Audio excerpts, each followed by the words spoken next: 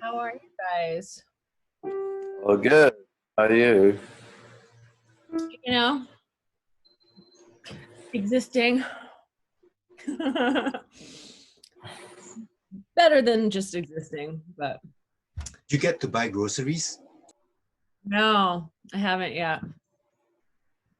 That's my plan. That's my plan for today after this is to figure out how to safely buy groceries. Go to a small store. They need the business and they are less likely to be swarmed by people. People tend to go for supermarkets. Totally. Yeah.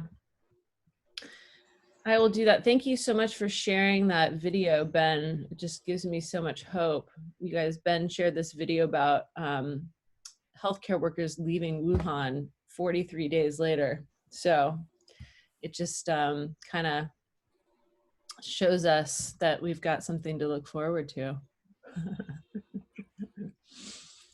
A Cool. new hope. Hi everyone. Hello. Gosh, there's some of you that I don't know. This is so awesome. I'm so stoked that we're doing this. So the first thing that I want to do is share with you guys a couple of documents. I'm gonna chat them to you. So this is just like the main Google Doc that we can work from. And when we're sharing resources and ideas. And then I also have a group contact sheet linked there. So if you guys just want to click on those. And right now the main Google Doc is pretty much empty because we're going to come up with that information today. But the group contact sheet, I just went ahead and filled out, my info and, what I need help with, what I need support with, what I can help with, and what I'm selling right now, just so that we can all kind of get an idea of where we're at, what we need help with, share resources, that kind of thing. I've been doing a lot of like master classes and webinars, especially over the last couple of weeks, and I've been using this format, and it's pretty cool because people have different skill sets. And I think, within this community, of course, there's lots of different skill sets that people have that could be useful for all of us. So take a moment. I think it'd be great to, just take a moment and fill in your info, and then I'll stop talking and we can circle back in a few minutes. Hey Laura, are you recording? I am. Okay, awesome. So you'll send us the link? I will. Yeah. Cool.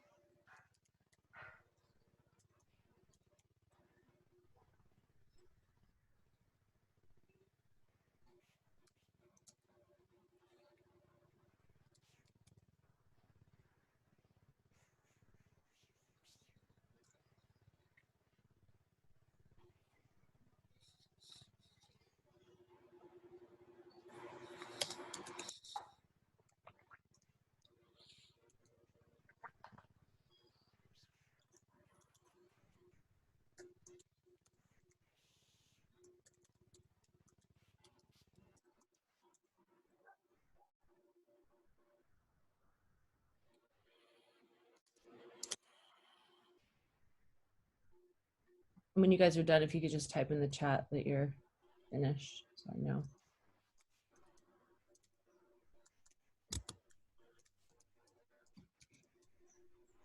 I'm sorry, but I probably missed where the link is headed to. So if you click on the first link with a Google Doc, there's a contact sheet within that doc. If you can just. Which Google Doc link? I'm probably missing that. Oh, right. Okay. I think maybe you joined after. It's here. Let me link it in the chat. Probably again. a minute after. Yeah, sorry. Yeah. Okay. Oh, I think some people are actually entering it into the sheet. So if you click on the group contact sheet itself, you can fill in your information in that sheet. Sounds like a plan. Yeah. So those of you that filled in your information on the Google Doc itself, if you could transfer that to the group contact sheet.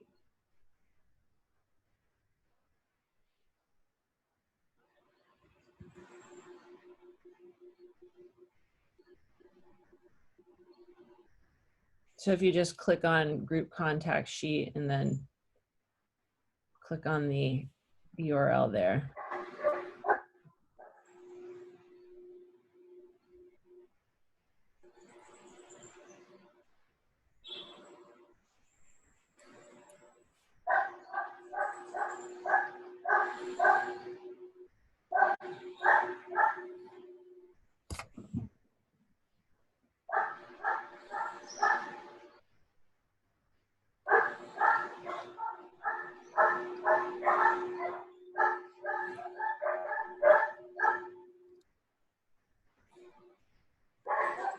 Very musical. Very musical. Whatever dog that is. Maybe it's a neighbor's dog.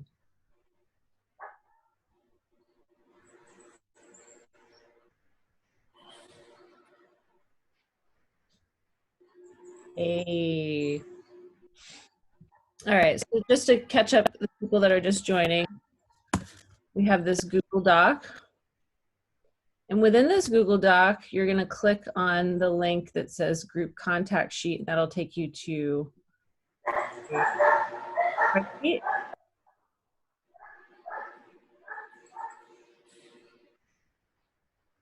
And you'll fill in that.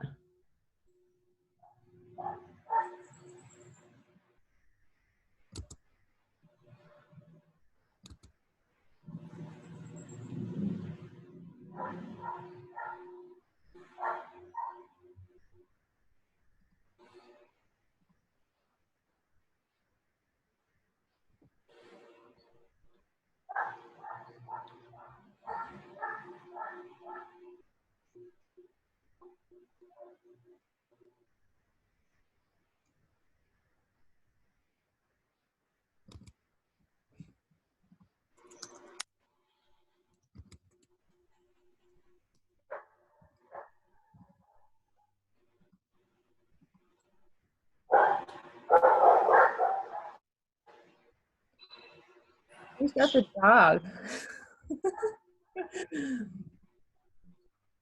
Whose dog is that? Just curious. Anyone? Oh, it's me. Oh, It's the neighbor's dog. the neighbor's dog. Oh, okay. Because it's weird because it looks like you're muted. So I'm like, Am I? Well, it says that you're muted, but I'm hearing you. Well, you hear me and the dog. So yeah, I mean, if you could mute yourself when you're not. Okay. Yeah. Although the dog is very musical. Okay, so let's I think let's get started. So some of you I know, some of you I don't. I thought we could just go around and just say hi real quick. Hopefully you all found the group sheet and you're filling your information in there. I just thought, I've been doing a lot of these mastermind kind of things, master classes over the past couple of weeks. Ben knows, Ben has been tuning into a lot of them. And yeah, just this is a really great time for us to all share resources and help one another and what we need. And the other day I posted my live streaming document in the group, and a lot of you were really interested in some of the content in there. And I guess, well, someone posted, I can't remember who it was, that they wanted to do a live streaming mastermind. So I kind of took the initiative and organized this. We've got, a little under 2 hours. I figured this was going to be like a 2-hour thing, knowing the depth of information and knowledge that everyone in this group has. So what I'd like to do is just like everyone just go around, say hi, what's one thing you need help with? So let's start with David, because you're at the top of my screen here. There, I found the unmute button. Shouldn't spacebar work for unmuting? Oh, I'm in the chat, that's why. Well, hi there, David Engström out of Sweden.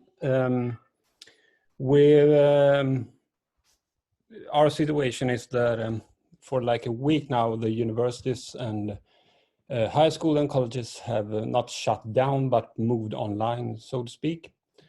And well, there are plenty of colleagues of mine that need assistance with moving things online that usually aren't online, like teaching ensemble and orchestra and instruments and all sorts of weird things. And that's mostly why I was so keen on joining in now, because maybe some of you have some tricks up your sleeve that I haven't thought of yet. But that's mostly why I'm here. Well, that's me, I suppose. And you'll have to excuse me if I suddenly disappear or carry the laptop with me, because I have kids running around taking care of it at the same time. But I hope you have your understanding. Well, that's me, shortly. And what's one thing that you can help with? I don't think I have anything. Maybe, I don't know.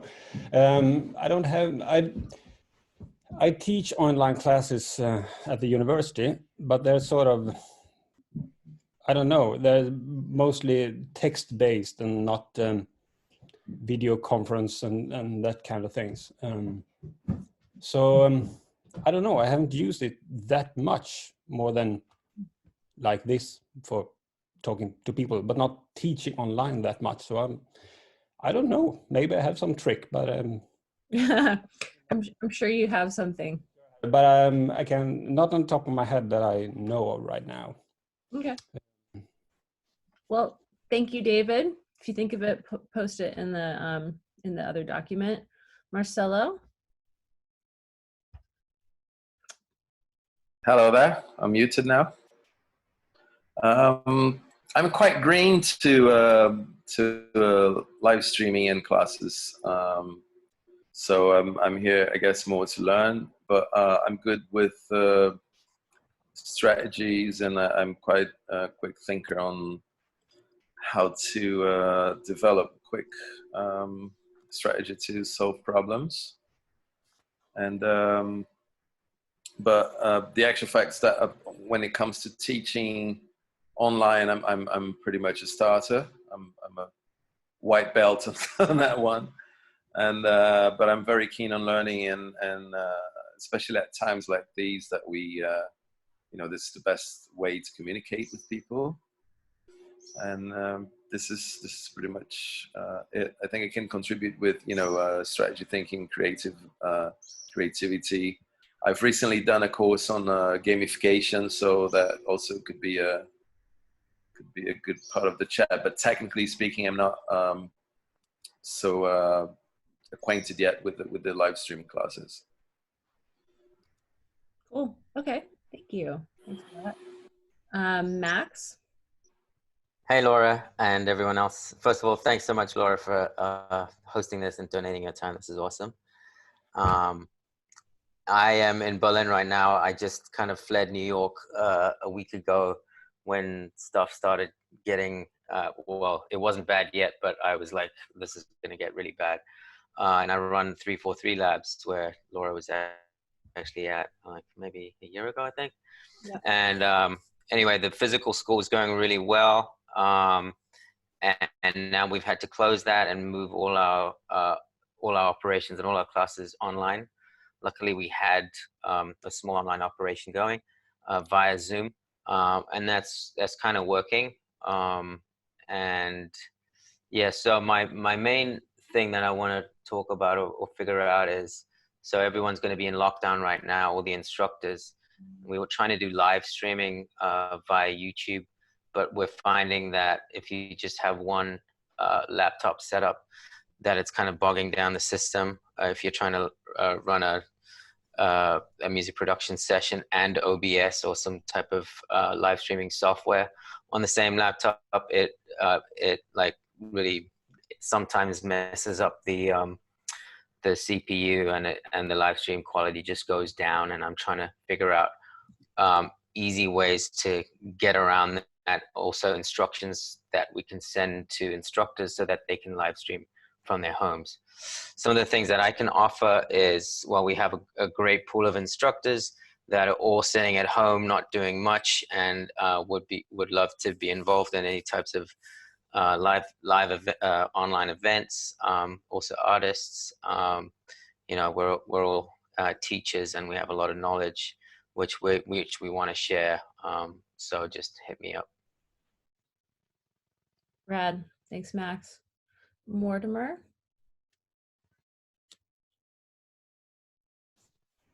Hi. Hey. Can you hear me fine? Yeah. Hey guys, what's up, Max Holmes? How are you doing? Hey. Hey. Yeah, I'm sitting in the very, very western part of Germany, in Trier. I don't know if any of you have already been there. Most people only know Berlin, right? I'm in the kind of like comfortable situation of currently that my main income source is not music, but a job. I work in web development. So I actually don't need specifically help with anything currently, but I do run the local user group here in Trier. And I am part of a cultural club that has, of course, all the problems that a venue currently has. And that's maybe two things that I can help with. One thing is we're thoroughly testing live stream opportunities for broadcasting sets. And the second thing is, of course, that with the user group, which is a small community, but we have already moved online now. And I could run through whatever kind of test scenarios with them. I think they will be more than ready of helping us out if we have anything where we're like, hey, we need a group of testers now who kind of like work on things in a real life scenario. Okay. Thank you. Ben? Hi, I'm Ben from Singapore. And so I've been going up that steep learning curve of live streaming my production process and live streaming my group classes and getting feedback and talking to the students in the chat rooms of Twitch or Facebook Live or YouTube Live. And now having to drill down a bit more, because we've been doing this for the past month plus. We haven't had physical meetings for a month plus. Now I'm trying to get down to the individual coaching of individual students' projects and experimenting now with audio movers listened to. So I'm very grateful for this group because the discussions in the Facebook group have been fantastic. The amount of knowledge that's been shared and the amount of new tools. Anything I can help with in terms of like very basic live streaming of performance or group class kind of thing, Twitch, Facebook Live, YouTube Live kind of, I'll try to offer what I know for Windows especially. Sweet. Thanks, Ben. Alberto. Hey, everybody. Hey, Laura. Thanks for putting this together. I'm currently in Austin, Texas, and am having a mix of emotions. So I don't know whether this is a great opportunity for what we do, or this is just a situation that we need to panic about necessarily. So I'm trying to see it,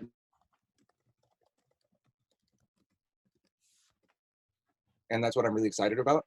Some of the experience that I have that I can share with people is that I've worked with EDU organizations in the past, and that's where a lot of my attention is going now. Instead of working with primarily music, trying to help people in the music education sphere switching to this new environment.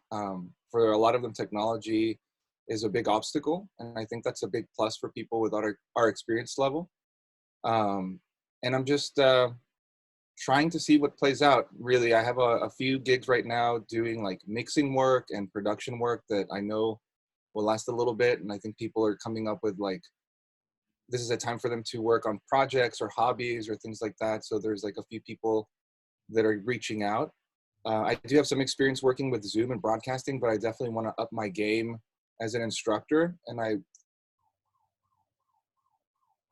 a big area of opportunity for teaching people to like do creative broadcasts with music. So that's where I'm at. Sweet. Thank you. Eduardo. And Eduardo, if you could fill out your info in the contact sheet that I linked above, instead of the doc. Let me see. The spreadsheet. So you and Ruben, who just joined, I just put it in the chat if you guys want to check the chat. You have to do it right this second. Well, did I not fill in those details when we joined earlier for like joining this particular group, or did I miss that? Is it a new spreadsheet? Check the chat. All right, cool. Okay, thanks. Okay, Eduardo. Sorry, Eduardo. Sorry, it's a bit late here. I'm a bit lost. I had put my info in the Google Doc. I'm not sure if it didn't save there or something. Check the chat. But I'll check it later. 2 docs. There's one that's just a regular like Word doc, and then there's one that's the group info. If you could fill your info there. Group contact sheet, right? Okay, I'll do that in a moment. Cool. Well, I'm based in Brazil, São Paulo, and we have a physical school, and we began classes last week. Everybody was excited. It was amazing. We have 30 students, 30 plus students, and then we had to pause because of the quarantine. So it's pretty messy for my kind of company, and the students the communication with the students is going well. We're managing, but we don't do online. So I'm here to learn the tools you guys use and what can be done. What are the best things you guys are doing remotely, because it's obvious we need to add some resource to our company. So I don't have much experience. I've done some stuff with OBS, and but that's it. I'm more here to learn like some other people. Sweet. Okay. Thank you. Ruben? We're just saying our name, where we're from, what we need help with. Yeah, thank you for doing that. I was just about to ask awkwardly, as a late person to the group, but I was trying to fit in. I was trying to like take notes. You're not in trouble. All right, really? You're not, no. Oh, thanks so much. Well, I actually do feel bad about not getting back to your message, which I read like literally 2 weeks ago, which was 2 months late. Anyway, so yeah, from what I gather from looking at the form, support, how we can help as a trainer, and what are we selling? What do I need support with right now? Groceries. I definitely need support with groceries at the moment. Same. Because everything's being booked out for the next 14 days, but I digress. I think what I would like to start with, though, is how I could probably help. We've been doing live streaming at our business for like the last 2 years. We've been doing it in moving vehicles. We've been kind of like incorporating it into training, and also training, how do you say, like training trainers in schools and so on.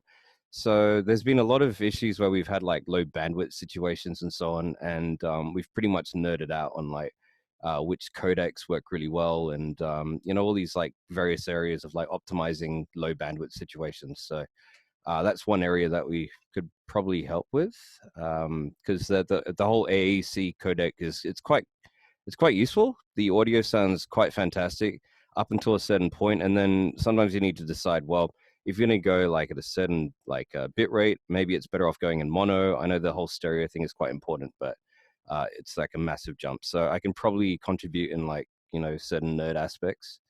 Can't contribute with groceries, but but in terms of what I need support with, I think I would need support from everyone giving each other support, so that we can kind of like aggregate all the data together and just, you know, just make it a lot easier for, I think, everyone to get on. But one thing I kind of had a nightmare / dream about last night was pretty much the fact that we technically are like the best operators in Zoom in the world right now, if you think about it. Like everyone scrambled together. When I say scramble, I mean that in a positive way. In like literally 9 days, that blew my excuse my Malay, French, whatever you want to call it, fucking mind. And I was like super impressed. So that was like 130 people that just figured out their shit really fast. That's how I think we could maybe support people. How we can come together with doing something like that and actually make it like something massive, I think that could actually like put CTs on the map big time. I know like we should always, you know, treat this as something that's for the better good, but I mean, you know, we do need to buy groceries. That's the last time I'll say groceries. But the important part is that it's all about just actually, you know, putting together the fact that we're pretty damn good at this audio stuff, and the fact that we've nailed video better than the people that actually create video full time on YouTube. I think that's worth something. And hey, I'm all game for like pulling in and making that something worthwhile. So that's what I'd like to get support with right now. Sweet. Thank you. Sorry, that was a bit random. I think I'm like a little bit like delirious from lack of sleep, but and lack of groceries. no, I'm good. I got 2 apples left, a couple of noodle packs. Korean. Awesome, thank you, Madeline. Nice. Hi, can you hear me? Yeah. Okay, cool. Yeah, so I'd be interested in learning about live streaming more, because I haven't done that much, and that would actually be, the thing is, like, I actually planned to work on my live performance setup now anyways. The big problem with that is that I ordered a pair of Mimio gloves, and they were supposed to be here, but the delivery service lost them already in late January. And so they've been trying to build me a new pair, but they were lacking parts, and I think they needed some parts from China as well, and that didn't happen. And now the guy, Adam, who does the tech, his partner seems to have come down with the virus, and so they're self-isolating, and so they can't put the parts together. So basically, I thought I'd just join in, first of all, because I do have experience with teaching online as well, a lot. I've been doing that for 7 years now. And I'm quite good at like helping with like how you can still make things work that are difficult, because there's always a solution. But I think I can take that as well from like doing tech support. I think for you it's the same thing as well. You really learn to be like quick on your feet and just kind of think and find a solution. Yeah, so that's basically for me. So I don't know what I'm going to do. I think I'm going to just try and finish stuff, take care of my health, because I have health issues as well, and then work on my live performance setup and not worry about the rest as much. And then if it goes on longer, then I don't know, probably do more online teaching, and I don't know what else. So I think it's always interesting to kind of just pull together and just kind of see how we can all benefit from each other. So that's why I mostly joined. Amazing. Thank you. Thanks for being here. Well, thanks for putting all of this together. So welcome. My pleasure. My pleasure. Okay. Is it Islan? I don't know how to pronounce your name. I'm sorry. Ilan?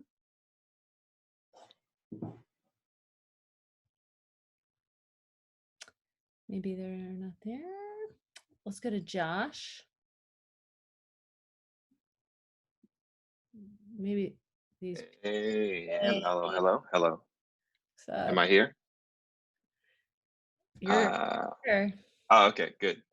Hey, everybody. Thanks, Laura, for putting this together. I'm still waking up. So I think the thing that I need help with is I've been kind of putting off performing live. So I want to do like all the Twitch stuff and all that and get really comfortable just, sitting in my apartment, which I should have been doing the whole time, and being like, I'm going to come up with a bunch of different sets and I'm going to perform them like every week or every 2 weeks or something like that. And then also just any other things. Like I've been doing online teaching on my own or through Pyramid and whatever on Zoom for years. So I feel pretty comfortable with it. I think like, man, I forgot his name, but the guy who spoke earlier, really getting down to some of those nitty gritty things about when you're streaming and trying to figure out what's going to be the most efficient way to do it so you don't have a lot of dropouts. That's something that was very annoying. I tried to make a track every week for a year, 2 years ago, and I just ran into a bunch of walls. I would start loading instruments and then it would quickly bog down. And so, just trying to figure out what's the best way to go about that. And the thing that I can help with is, like I said, yeah, I've been using Zoom and whatnot for a while. So, a lot, at least to my knowledge, I would say I'm intermediate at it. I don't know. I don't think I'm maybe an expert, but, and then I've run a site for a number of years that's been okay. So, minor DIY, running a site and doing tutorials and doing Gumroad and all that type of stuff, which is a beast of a project. It's actually defunct right now. I just have the YouTube going, but because the website's just too much work for me as a person and doing all these other things. So yeah, that's pretty much it. Sweet. Thanks for being here. Thanks. We're in the same town. We're so close, but yet so far. So yeah, totally. Pedro.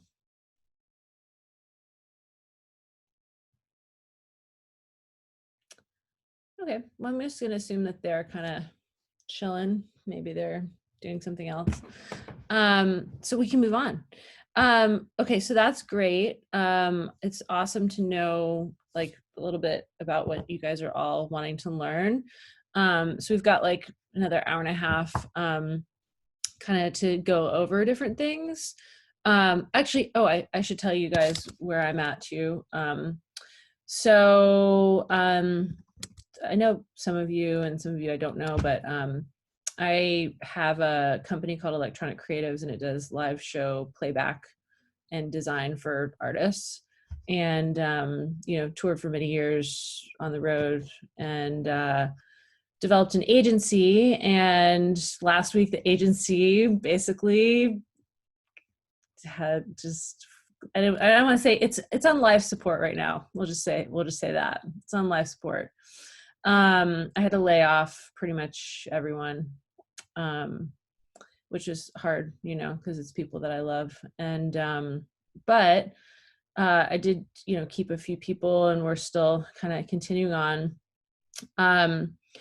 It's awesome in a way because I've had a lot of diverse streams of income, and I had already created some online courses a few years back, and just do various different things. So I'm now like refocusing my efforts. I was selling my Transmute program anyway. Ben actually took Transmute, and Alberto took Master Track. So I'm just kind of refocusing on selling these things online, as well as I've been planning a business mastermind for people that want to do similar things to what I have as far as put together an online course and coaching and things like that. So I'm going to announce that this week and going to kick it off in 2 weeks on April 6th. So I'm basically just kind of pivoting right now in terms of like, I can't count on the business from the tours right now. So it's all just going to be, selling my stuff online. We're taking Master Track online, which is the playback program that's going to be in June. So I basically am selling my Transmute program for live performing, the business online intensive, and then Master Track for playback engineering. So those are the things that I need help with. If you guys hear of anyone that would be interested in any of these programs, happy to sideline with anyone, if you have more information or need more information about it. But technically, I think that Ruben might have the answer to this, but like dialing in my Zoom streaming from the second laptop with audio using NDI or Camlink, because I had started to go down this rabbit hole a couple of months ago, and I got it like kind of working, but it was a little kludgy and just like not elegant. And so anyway, that's my main thing. And then as far as what I can help with is online business strategy advice, brainstorming. I also just, in that document, the contact doc, I just added another column. What platforms or apps are you using to live stream or teach? So you guys could like fill in whenever, like what you're using. For instance, I'm using Zoom, Teachable, Stripe, ConvertKit. Be cool to like just know what tools everyone's using, so that if we need help, we're like, oh, like this person's using Stripe as well, this person's, I think we're all using Zoom. I just really am praying that Zoom stays working well throughout all this. But yeah, take a minute to fill that out and then we can move on.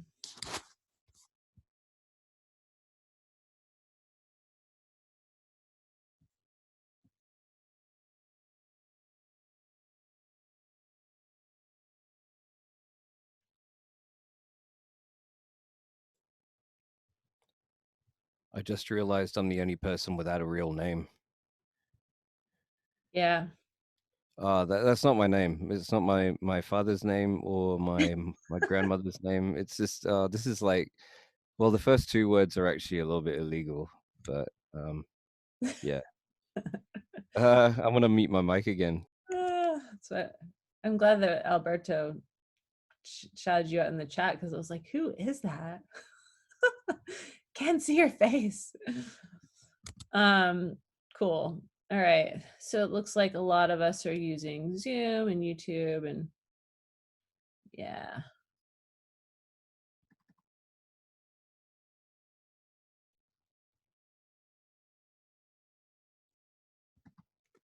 I'm also curious what mailing list apps, like, 'cause I just am switching to ConvertKit right now, but I was using something called Entreport for a while. So if you guys have are you using MailChimp, are you using something more sophisticated for, getting the information? Because I think some of us are like segmenting our audiences. Like for me, for example, I've got like 4 or 5 different audiences. I've got like audiences that are like fans of my music, people that want to learn about live performance design, people that want to learn about playback design, and then people that want to learn about business. So I'm trying to like, start segmenting my email list a little bit more and like speak to different groups of people. Oh, Laura, where do you get most of your email subs from? To be honest, I haven't like spent a ton of time, but okay, I take that back. I was building it for a long time and then I stopped. And then last year I did a lot of like lead magnet stuff with ads on Facebook or Instagram, where, you can go get the free thing and then did it work? The email sequence and blah, blah, blah. Yeah, it works. I would say like you know, you have to be strategic about like, you know, what keywords you're using and like how you're targeting people. I mean, it seems like it's simple, but it's not. And I did hire someone for a while and wasted a bunch of money because I thought that we've all they're been an through that expert. at some point. Yeah. They're an expert. But I mean, going back to that part about the free stuff, I mean, you're giving free stuff, but what was the ultimate goal of getting those free stuff given people? The content, like, what would you do with those people after? Yeah, so I just added this to my what can I help with now.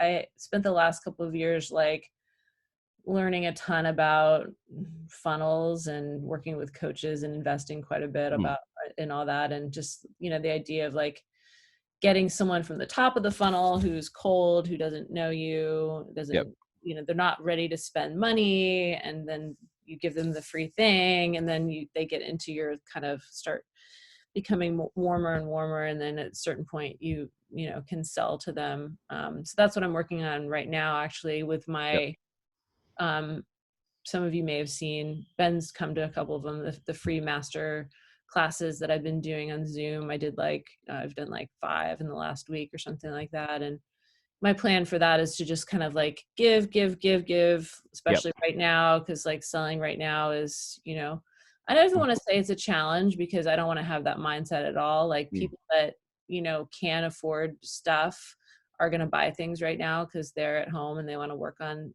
their thing, whatever the next thing is. So I think it's important that we all like adopt that mindset, you know, that we're finding the right people out there that want to receive our message, you know. But yeah, just giving, and then getting them into, you know, my communities, and then at a certain point, you know, making offers to help people. So like I've had done a lot of like mindset work and thought work on just like changing, you know, the way that we think about selling to people, right? Because selling's like, I don't want to do it. I know, it's such a terrifying word, that one. But when you think of it as helping people, and people like you're not forcing people to buy anything from you, you know, they're choosing. Helping people with a currency exchange. Exactly. It's an energy I mean, yeah. Yeah, exactly. True. Yeah. So anyway, I could go off on all that. But there was in hearing all of your stories and where you all are at, I thought there was a couple things that maybe we could start with. So for instance, it sounds like Max has like an immediate like problem, like a tech problem. So Max, I would love to start with you to just see if we could like sort that out, because I know that must be really frustrating and challenging for you. Sure. Yeah. You want me to go over it again? Yeah. Okay, cool. So we're trying to stream to YouTube to give out free content, and there's a couple issues. Number one, so far we've been using OBS on a streaming laptop, and then we've been running the music production software on a separate laptop. But now that everyone is dispersed and locked up at home, they don't have 2 laptops, and they might not have the video mini recorder. And I know that it's possible to do from 1 laptop, but I just don't know what that secret recipe is. Because I know some people can do it, but then I don't know, it might be internet speed, it might be computer speed, it might be a number of factors. And I just want to know what that magic formula is to be able to run it from one laptop, if that's possible. I think Ruben probably can answer this question very easily, right, Ruben? Well, I don't know if you guys read my most recent message. I'm trying to figure out how to make the videos full screen, so I'm not feeling very technically awesome right now. Does anyone know how to make the videos full screen? Sorry, and also my audio cut out because I kicked a cable. No, so this sounds horrible. Like, I just posted, how can I full screen the videos, sad face, and then I completely missed the question, and then I heard you saying, let's ask Ruben, and I feel like that kid in class that went, and I didn't. It's in the top. I see. Ruben, it's in the top Can you ask left that again? or top right. Sorry. Can I make the videos full screen first? It's like It's super top important right, right now. I think, of the top right of the screen. There's a enter full screen button. At Or least in double mine, click. there is. Could I be awkward and share my screen like a tourist? Please share. I think all of us would just love you to share your screen right now. No, don't look at my screen because it's your spreadsheet. Aha. Hang on. Hang on, here we go. No audio. I'll give you a whiteboard if you're not careful. All right, let's see what happens. Okay, so are people looking at my screen? It's a beautiful spreadsheet. It's not bad, but it's got like no full screen video. So how do I yeah. Any ideas? Are people I don't looking think at we the can same? see your hand. I think it hides the actual Zoom like Oh, handles what the hell? That wasn't there from when I tried us. earlier. Ah, okay. Wait. Preferences though? Well, this right, isn't it? Choose vote. Oh no, I feel like my mum. Hang on. Ruben, do you see a button that says speaker view? Speaker view. I don't know if No. that's what you're trying to do. Okay, I've got mute, stop video, participants, new share, pause share, annotate, remote control, and more. And under more, I've got, well, the standard stuff. Because yeah, this is the first time I've done a video with meeting with more than 2 people, and suddenly I can't double click. I can't I can't full screen. I'm kind of like a little bit baffled here. Any ideas? Do you have a view options drop down menu? Well, yeah, I checked it earlier. It just shows me show manage participants, close chat, hide video panel, and hide floating meeting controls. If you go into the Zoom preferences, there's like the shortcuts, and I believe that there is a. Okay, keyboard shortcuts. It should be a full screen thing. Is it? Oh, what? Oh, bloody hell! I was going Command F like a preview person. Let me try this. Hang on. Shift Command I think it's Shift Command A. Really? Wait, Command A. Shift Command F. I'm really sorry I'm hogging up everyone's time with this basic. Oh, you know why? It's not enabled also. All right, that should like help, I think. Let me try. Command Shift Command F. F. I'm doing it. I've got Shift Command F. I'm doing it constantly. Oh no. I feel like just leaving the chat. Is that okay? I'm failing so badly right now. It's okay. I just feel bad for the people that are gonna watch this later. You're recording this. I need to show this to my mom, and she'll go, I told you I know my stuff better than you. We had this really amazing call. No, but really, look, I've enabled global shortcut, enter exit full screen mode, and I've gone to enable global shortcut, and I've turned it on. Great. So I exit, and I bring focus to the window in somewhat a failed manner. Command Shift F, and nothing's happening. Hey, Ruben, can you say that thing again about us being in an advantageous point of being the most experienced Zoom users? Well, I mean, cool. Can you help me? No, go to meeting. Go to meeting, and it should be enter full screen. Should be an option there under meeting in the main window, menu right? bar. Yeah, in the menu bar. On the menu bar, okay. Next to Zoom.us, and then there's meeting. Yeah. You don't have that. Maybe you have an older version. You might have an older version of Zoom. But I just stopped. Okay, wait. How about this? Zoom, about Zoom. Am I running an old version? Yeah, let's see. What does mine say? Well, I mean, it's it's last year's. I'm kidding. 4.6.3 is what I have. Well, you're running an older version, so I broke it. So what you're saying is I should go back. Do you not have a speaker view and then a little icon with the 4 arrows pointing out? No. I play Quake. This feels very, very foreign to me. I don't get it. Okay. Well. All right. Anyway, we can move on. This is my own battle, and we've got more important things to talk about. So, sorry. Can you repeat that question, Max? Can we go back? Yeah. To So sure. So the question is, can you run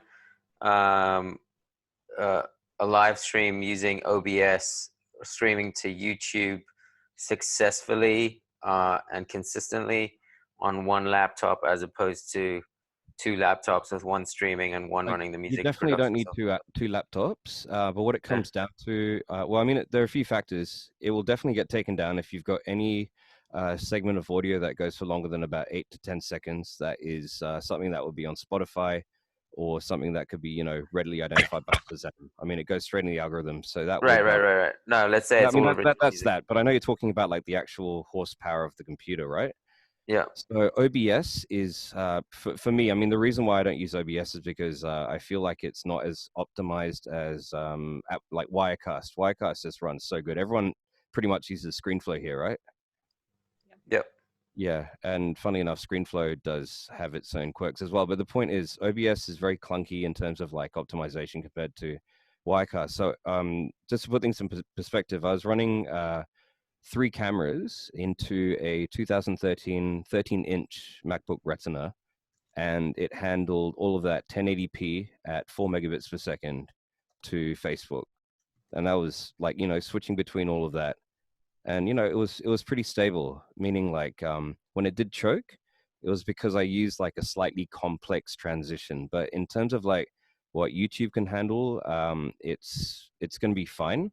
The only thing, like I said before, that I'd worry about would be, you know, the takedowns, because YouTube is so sensitive. Like there was once like we tried doing a YouTube stream, and someone walked past with like I think it was like Rihanna playing in the background on her speakerphone really loud, and it automatically like cut. And then I got an email into my my inbox just saying, "Oh, takedown notice," you know, from YouTube. So it's hypersensitive to that stuff. But other than that, no, your laptop can run it, I think. And would you say it's more of the your internet speed or your Wi-Fi, or is it your I mean, what laptop kind of CPU? problems have you had so far when you've done it? Just choppy sound, glitching, that kind of thing. Do you run a CPU monitor, or do you check activity monitor? I mean, at this point, every instructor kind of is supposed to be running it themselves. So, but no, we haven't been instructing them to. Well, I think run the those. first step probably would be to like, I think the next time you do a test stream, if you can, just open up activity monitor, check your before processes, and maybe sort by CPU time. And then just kind of see like what unusually pops up when you do that YouTube stream. And if everything's running smoothly, great. But as soon as it starts getting choppy, then, you know, just observe and take some notes in terms of like what suddenly might be jumping out. And you might be surprised. It could be like some strange process that's just clashing internally. And, you know, you can track that app down based on the process, and then get this app called, are you on a Mac or PC? Mac, mostly. Right. So there's this pretty powerful app called App Cleaner, and it works by you just dragging an application over to the window, and it will track down all of the modules and the preferences and any related files. And basically you can, well, pretty much safely delete them. And then you can just go, bam, send it to trash, reboot, then try again. You have to kind of like isolate everything, because I mean, it took us about 3 months to get Stream really stable. And it was really like down to targeting like any problematic applications as well. Cool. And then I guess the second part to my question would be, if you're running Zoom and sending that directly to YouTube, which is, you know, built into the Zoom app, does that affect the stream at all, and also the quality? Because I've had some really poor quality being sent from Zoom to YouTube. Yeah, I mean, I generally tend to avoid using any built-in RTMP streamers, just mainly because I feel like they're just using unusual overhead. So, I mean, if you can, just if you can like put everything through, if you need loopback, put it through loopback, and then just aggregate everything. Go to YouTube, start the YouTube live session, get the stream link, or tether it to the application. I'm not sure if Zoom supports what do you call it, like pairing with Zoom. It works with Wirecast, but definitely check out getting the RTMP stream link from YouTube itself, and then I think maybe you could work it out that way. I will dig So it. you're saying you would recommend not to do it within Zoom and sending I it mean, directly I tend to avoid that because I Yeah. don't like the sound of it. Because like if something were to crash with the encoder, at least my stream media provider is still running, and I can like restart the encoder. It helps, you know, break down any potential issues along the way, and you can like diagnose it a lot faster. Okay, thanks. Yeah. Hey, no worries. I mean, let me know if you need to, you know, go through a few steps later and help you out. Cool. Can I just Awesome. clarify that last part? So, so you said the sound isn't great when you're using something like Zoom, because like for instance, the other day I had one successful day broadcasting from Zoom to Facebook Live, and then the next day I kept trying and trying and trying. It was hanging, and so I think what you're saying is do not stream directly from Zoom to another platform. Use something like Wirecast instead, right? Yeah, I just feel it works a little bit better. I mean, just based on experience. What was the last thing that you said about crashing? Like at least if something crashes, so. Oh, I mean, if you're separating which parts of whichever application is feeding the what do you call it? The ingester. It's something really like digestive. Yeah. So I mean, like for example, with Wirecast, like back in version 5, you'd have to start YouTube Live first, and then you would have to then prepare Wirecast, and then only would it pop up in Wirecast. That was the old school way of doing it. Uh-huh. So Wirecast is now kind of like stepped up a bit now, where you can actually just go bam, publish straight away, and it works really efficiently. But it did take them 3 versions before they figured it out, like really efficiently. So I'm not sure where Zoom is at the moment with that. And just to clarify, so you're saying that you can send if you're hosting a meeting with a bunch of people on Zoom. I don't know about that. That's why I'm not sure. I'm just saying ideally, like in an ideal world, I would rather have a way of kind of semi-separating it. I'm not sure how that part works in Zoom. Okay. So I'll have to dig around later and you know, see if something can be replicated like how we do it in Wirecast. Has anyone else in the group done that? Has anyone sent from Zoom to YouTube on the same laptop, but not using the built-in Zoom to YouTube function? No, I haven't. Okay. I didn't even know that was the thing. Max, where is that the feature? Just so I can dig around a little bit. It's super simple. You just inside of Zoom, in your I think it's your advanced preferences, you have to enable send to YouTube and Facebook. It's just the 3 dots at the bottom of the page. It says more. Guys, I'm struggling to make my videos full screen here at the moment, so okay. So it's really bothering you. No, but now you're asking me to look for stuff, and it's going to take another 10 minutes. I have a question. For Max. No, I've closed it. Max, maybe you can help me dig around for that, and I'll help you back with the other thing. Totally. If I can. Yep. You got it. Eduardo had a question, right? Yeah. Max, you said you were using 2 laptops to make the lesson in one and transmit with the other one. How do you do that? Well, you just use a little mini recorder, which is like a video. So you're running an HDMI out from your music production laptop, let's say running live, and then you send it out via HDMI to this mini recorder, which converts the video, and it sends it to the second laptop, which is running OBS, and then from OBS you're streaming it directly to YouTube. And there's perfect. you know so you've got 2 separated workforces. USB device, FireWire device, Thunderbolt, something like that. Yeah, it's Thunderbolt. Oh, okay. If you look in the doc, I have my original live streaming document linked there. In that document, I've got all of the different hardware tools that you can use. So like, for instance, the mini recorder that he's talking about is in there, as well as the Cam Link, which I use, is in there. I've heard from a couple of different people that the mini recorder has quit working on them or died, which is crazy because it's Black Magic and that's supposed to be a great brand. So 2 of mine have died already. Yeah. Yeah. You're talking about the Ultra Studio Mini Recorder, right? That Yeah. little silver box. Oh, they make great vape units if you can convert them. Right? That's what they always look like when I see them. I'm using the Cam Link and Yeah. Auto Cam Link, and a lot of people have said that they've switched over to that. No, Laura, quick question. Can you spot the difference? Which one is Gen 1? Which one is Gen 2?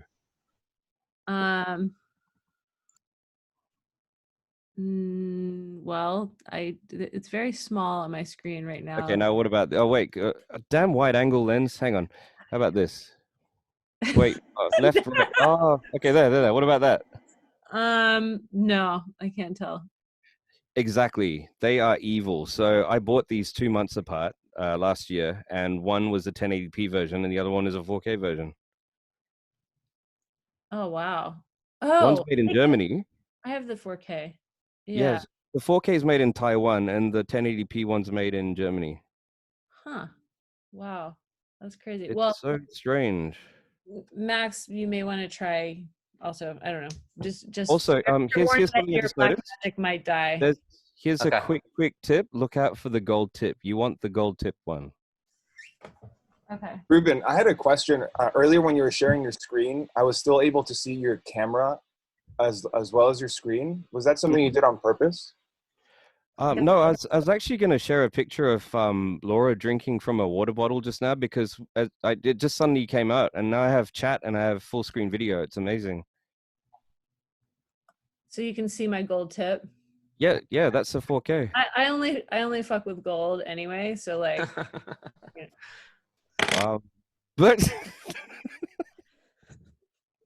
Okay. Really. All right. So how do I drag pictures into the chat? I don't think you can actually. I tried to do Alright, that. cool. I feel like I'm the Drag time waster. pictures into the Google Doc. You can put it in the Google Doc. So if you guys go to the Google Doc, I've actually been taking notes as we've been talking on, all this stuff.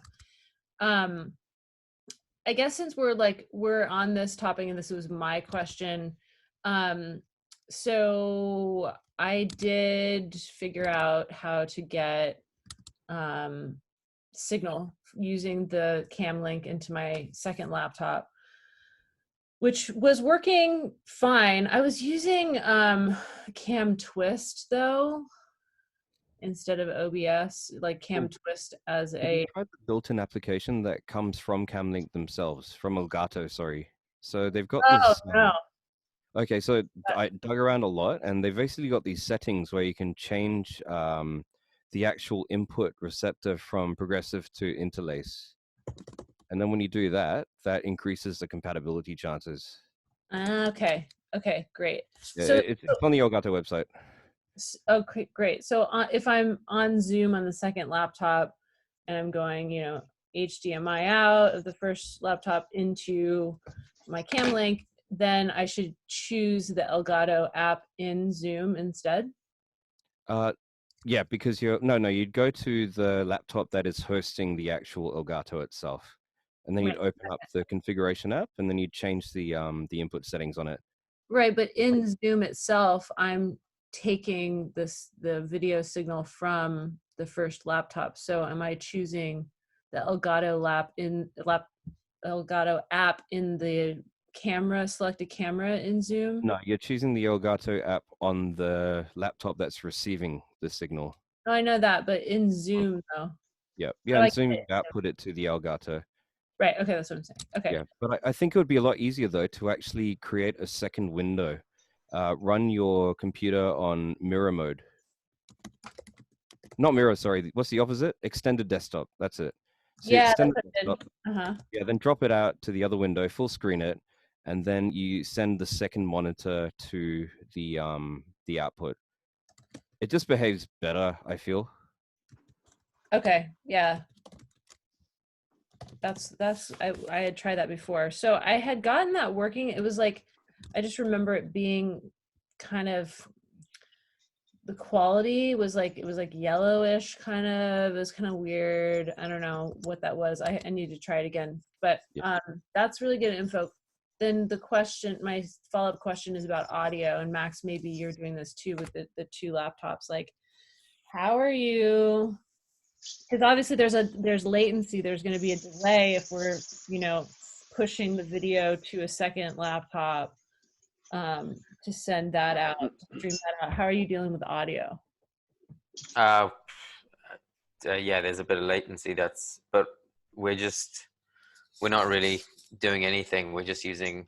You're just sending audio out of the first. How are you sending that to Zoom though? Well, we've got a couple Scarletts in between, so the audio is running out of. Right. So you're going out of the first computer into an interface on the second computer. Okay, that's what I was doing. Solution for you guys for that one. What you do is you use your loopback and you treat the HDMI out as an audio interface, and that way it muxes at the point of exit. Okay. So you loop back output devices. So you've got your usual output that you use for your students, and of course then if you're doing like multiple tiers of outputs, like say YouTube, then you can dedicate say output 3 and 4, and then 3 and 4 could then go straight to, or that could be the out for HDMI, and then that would be the HDMI out audio, and then that way it would meet at the same time as the video if you're going out with it. I mean, that's the idea behind it. Just loads of like I see tweaks. Yeah. Yeah, because I think I was trying to get there, because like the sending from interface to interface is so. Yeah, there's bound to be like way too much like drift. Yeah, exactly. Is anybody using like a media mixer like the Atom Mini? Yeah, I just got an Atom Mini actually, just like day before yesterday. Lucky, they're sold out everywhere. We can send some? I'll trade for groceries. Oh man, I don't know. Are they preserved? I'm preserving veggies as we speak, actually. I'm preserving Atom as we speak. Yeah. What's your experience been with it, Ruben? Have you like how's it going? I'll send you guys a video later. It's my first unboxing, a lot of fun. But basically, this has like it's made me so happy. I haven't played with picture in picture yet, but yeah, it's tight. I mean, it takes like all of the worst GoPros in the history of GoPros. The GoPro 6 was the one that screwed everyone over because it had like this really, really strange output where even though it was doing, I think it was a 967, it was still trying to handshake at 60, and it was just messing up all of the Blackmagics, the original Blackmagics. So people had to go through like getting the Blackmagic upside down or some random kind of reconverter. But yeah, the Atom Mini, I mean, you have 5 inputs, and you've got this HDMI out, which contrary to popular belief can also be used as a preview out. You just have to like switch it around in the software. But yeah, super powerful. I highly recommend it. Like 5 inputs, that's way cheaper than getting even 3 Blackmagic Ultra Studio mini recorders. Way better. Yeah, the closest thing I found to it was a Roland VR 1H. It's like they cost like 4 times more, right? Unfortunately. Yeah, so I would say this is way more powerful. This is definitely like something they've just like released to go, wow, middle finger, take that. And yeah, definitely performs. The build quality is much better as well. The Roland one feels like they just like found some old chassis lying around and went, wow, let's just chuck some stuff in there. But this one, it feels really purpose built. All the buttons are like, they're like, oh, I could hold it. No, I'm not going to pull it out. All my nice cable connections will fall apart and I'll cry later. But yeah, it's just really well made. And the fans, I didn't even realize something like this would have fans in it, but they just crank up when there's a lot of activity going on, and yeah, it handles it really well. What's the model number? I just chatted it to you guys. Okay, cool. Yeah, I actually want to get one of these as well, but I was also looking for them and can't find them right now. Yeah, sorry, I didn't want to just go like, hey, we're very blessed with no groceries and we have all this Blackmagic stuff just falling off trucks. I felt like it, you know, leave a bad taste. But yeah, they're really sweet. Yeah.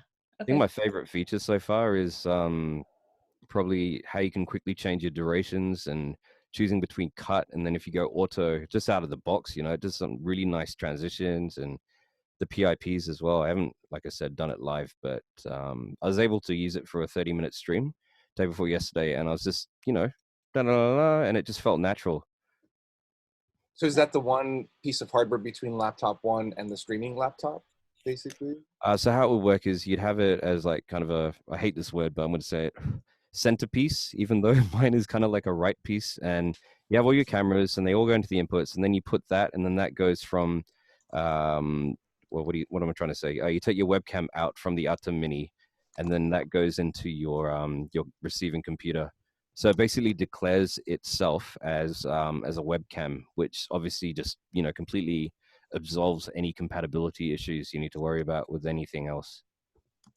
Have you streamed audio through it aside from the HDMI? Like, because I know it has audio inputs. Yeah, I tried a couple of Shure lavaliers, and they work great. The condenser gain is like pretty fantastic as well.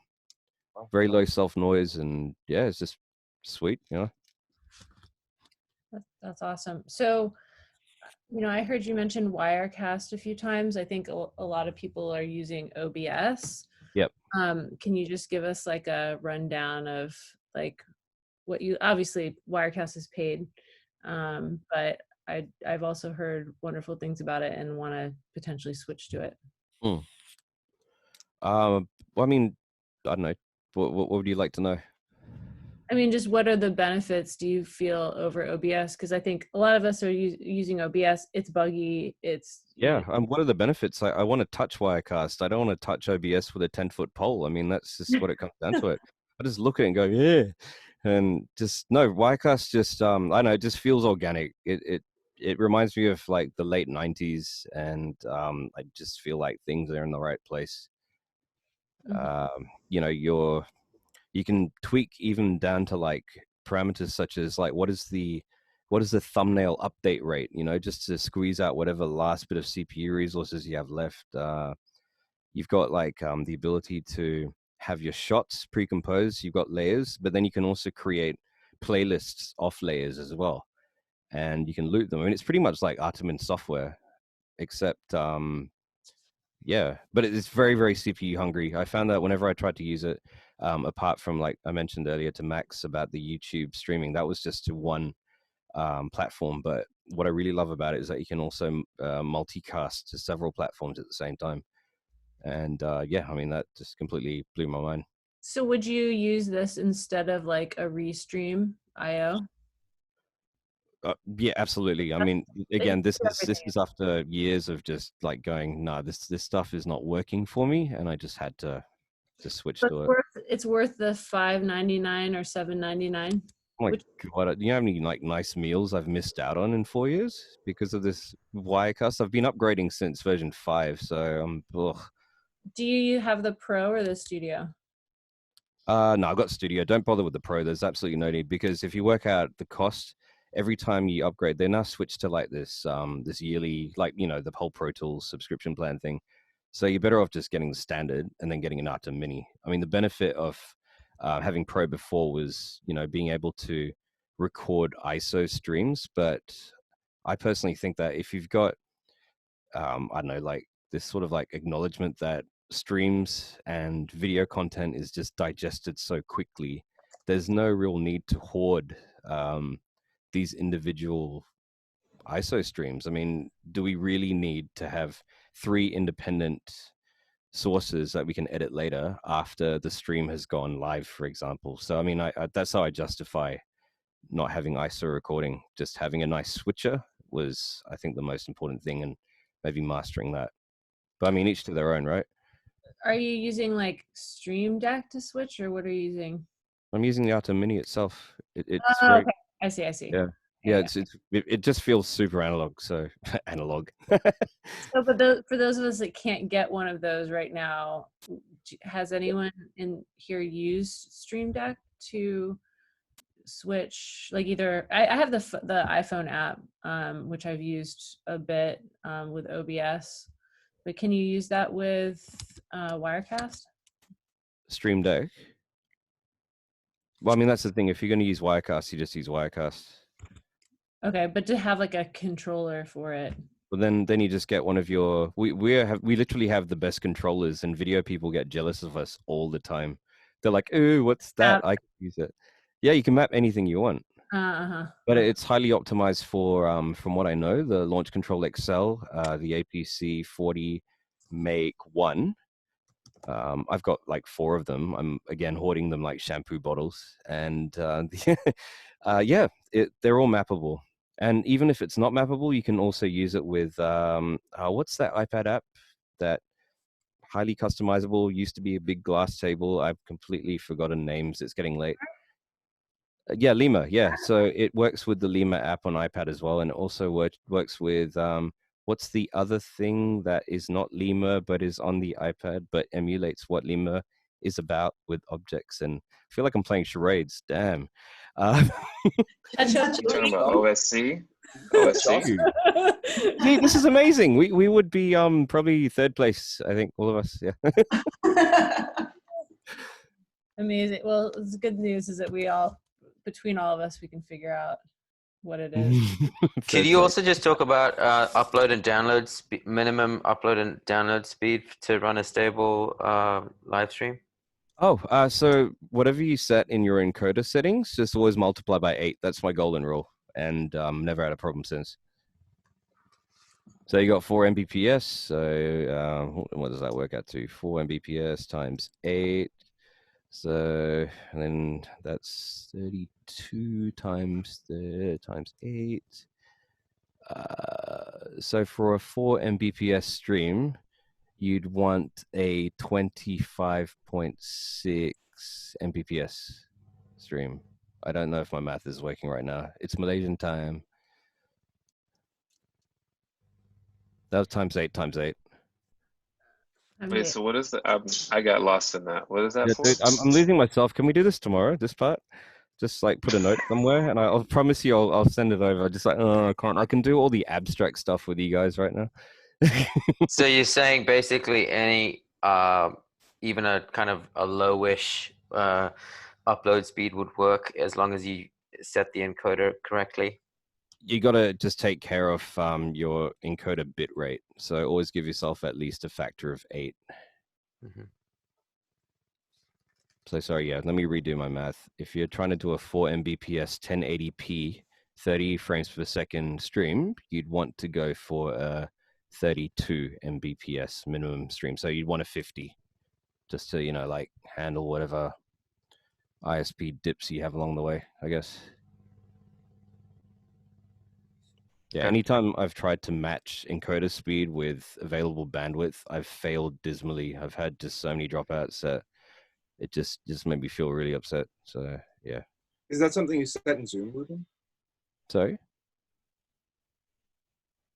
Something you set in Zoom? Is that what you're referring to as your? So you're breaking up. What was that, Alberto? When you were saying on your encoder, what do you mean by that? Is that like OBS? Oh, no, I mean just in anything in general. I mean, if you're using a different platform and the encoder is not efficient, then that's going to probably tax your CPU more. Then that would lead to other reasons why it's not streaming efficiently. But what I mean is that just as a rule of thumb, don't match your encoder setting and bitrate with your bandwidth. You should be giving, at least 8 times more headroom just to make sure that you don't have any dropouts. That way there's room for fluctuation. Can you change encoder settings in Zoom? Again, that was news to me about the YouTube thing, but I know you can in Wirecast. Right. So, does anyone else know? I've never seen that. I was about to ask the same question because, so Ruben, are you running, say, live on one computer and then Wirecast on the second? Actually, no. I've got a Mac Pro cheese grater, the 5.1, and I've got this GTX 780 card inside. So I've got 4 outputs on it. So basically, what I do is I've got my Atom Mini that's running through USB-C to USB 3.1. And then I've got the I've got a DVI output going back into the Atom. So I'm able to switch, and then I'm setting up as mirror. So it's like, jumping around. I see. Okay. Well, I think those of us that don't have those tools should probably put our heads together and figure out how we can best get the best results with what we have. Same process though. Here, I'll break it down. Can you guys get your hands on HDMI splitters? Yeah, probably. Yeah, they're pretty easy to get, right? So you just literally take your output. It's lagging a little bit these days, but. The what? Sorry. The deliveries, right? Yeah. You just literally take your spare output from the side of the laptop and you split it, and then you capture it back into either your, depending on what you're running, your Thunderbolt or your USB or your Camlink or whatever it may be. And Camlinks, I've tested them on just for fun, like hub to a hub to a hub, and it played fine. So, I mean, you don't have to worry too much about that, providing you're running one. I've tried two, and they start getting a bit funky on the same bus. Wait, just to clarify, so when you're talking about running the hub, and then are you talking about running it back into your laptop? Oh no, I meant like just as a Right. test of like how resilient is a single Camlink running on like hubs after hubs. The point is, it doesn't actually matter, providing they're powered, but it just needs to run like as though it's not sharing that bandwidth with another high bandwidth device, like another Camlink. So you can definitely do like an HDMI loopback. It's not a loopback because it's not like your laptop's going to suddenly go into like this, you know, HDMI circle of death, but you're just basically taking out the HDMI, putting it into your Camlink, and then it's going to be pulled in by your broadcasting software. I get what you're saying. So if you had like 3 cameras, you could just use an HDMI hub and then click the button, switch back and forth. Is that what you mean? Well, I mean, you could technically do that. I mean, that would be a switcher approach. But what I was saying before is like, how can you capture your signal without taxing your CPU? Because if you think about how like an encoder works, if you're going to be doing a screen capture while you're also capturing your webcam, you're talking about the computer having to re-encode all those pixels and also your webcam, and then being able to dynamically switch between them. It gets like really, really taxing on the computer. But if you're talking about a capture card that's in your USB, and then you're taking an HDMI out and then routing it back into a capture HDMI, you're just talking about an HDMI stream. And the Camlink is designed to make it a lot easier to deal with. So basically, it's lower bandwidth, lower Wirecast or whatever it is that you're using in terms of the software side doesn't have to compress in the same way that it would if it was just taking your raw screen data and trying to like compress it in real time. Gotcha. Okay. Yeah, this capturing's definitely the way. I mean, just I've seen like definitely like 50% less CPU usage every time.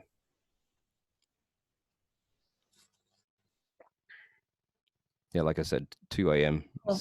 Yeah, so I'm in the document. I'm taking notes. For a couple of people that just showed up, I'm going to drop the link to the document in the chat. And then if you click on the group contact sheet, it'll open up another sheet where you can fill in your info and what you need help with and what you can help with. Okay, I feel like we've gone down like an amazing rabbit hole, which is great because it answered a couple of my questions. Max, it felt like it answered your questions somewhat. I mean, I know you still have to try. Yep. Maybe at some point someone could like draw or like just give like a visual representation with like a map that they can share. Yeah, with I'll do a sketch tomorrow. Sorry, dude. It's like we're on the wrong side of the world at the moment. No worries. Yeah. Appreciate it. Yeah, thanks for all that. Yeah, a diagram would be helpful because 2 minutes after I get off this call, I'll be like, wait, what? And then I'll watch the video again. I'm like, wait, what was that? Well, I feel the same way, like right after what I just said. I don't even know what I said. So the good news is that in the document, I linked to my original live streaming document that I created for the free masterclass that I did last week. So in that document, there's like a ton of resources. And then in our personal group document, I'm taking a lot of notes right now. So I think between us all, we should be able to piece it together if we need, you know, Ruben's expertise. And it's 4 a.m. where he's at. It's almost 4 a.m., right? Can you guys see my vape on my camera? Yeah, I was like, is that your old black magic or? Oh no, I wish. No, this is way smaller. Yeah, look at that. It's so cute. It's called a Coco. So we've got 30 minutes left. I want to be, you know, pretty targeted. Who else has like just a dire, like burning question that like it's just they need help right now? I have a question. hopefully this is short. So this is not, I guess it might be music related eventually, but me and my wife have a podcast that we do, and we started streaming because everybody's locked in their place. TV one. So, huh? The TV one, right? About the movie? Yeah. Oh, Yeah. I was about to watch it just now, and then I realized what time it was, and I ran down. So I'll watch it later. So yeah, we did one last night. We did one Wednesday or whatever. But you know, everything's segmented, like you were saying, Laura. It's like some people are on like IG, and some people are on Facebook, and some people YouTube, and I'm wanting to just try to move it all to one place, but I know that's not necessarily possible. So I don't know if anybody's experience of like streaming out to multiple platforms. Yeah. So I just started doing this on Instagram. I start streaming and I do a pinned post on there that says, hey, we're over on Zoom. This is the link if you want to come join. We're talking about whatever. Right. And so then a lot of people will log into my Instagram, see that I'm not actually really talking to them. I mean, I'll like occasionally look over and be like, hey guys, like come join us over on Zoom. And then people follow over to Zoom or wherever else. And then with Zoom, you can live stream to Facebook or YouTube. Or if you're using Restream, you can stream to, you know, a bunch of other different platforms. I haven't started using Restream yet. But I think there needs to be one central place where like everyone's chatting. Like, so if you do that on Facebook or YouTube, I think YouTube is a little bit harder to like monitor everything, but on Facebook, you can just say, hey, Facebook, like we're actually on Zoom. If you want to come join in the conversation, you know, click this link and join us over here or whatever. And what could really help is like doing a time strategy on all of them. I mean, each platform has got like a certain sort of like eyeball period. Obviously Instagram's got like way fewer seconds, a little bit more bang and zam, right? So like kind of doing a strategy leading up to it rather than kind of like competing against yourself for traffic, because then you spread yourself really thin. And then what happens is then you don't get as much traction as you want, because then the platform will downvote you for not having much traction at, you know, for a long period of time. So, I mean, I personally believe like maybe working out between us, I think this is a good idea. Like, what are your experiences? I'm happy to share my data as well from my live streams for the last like couple of years. And, you know, just like going, oh, well, what do you guys think of these numbers? So when we did a short intro on this platform, and then there's too much info, I don't think we have time for that. But I mean, I think mainly it's what platform is best suited for what kind of content and what kind of lead time you need to give people on that platform to pull them to another platform on another date.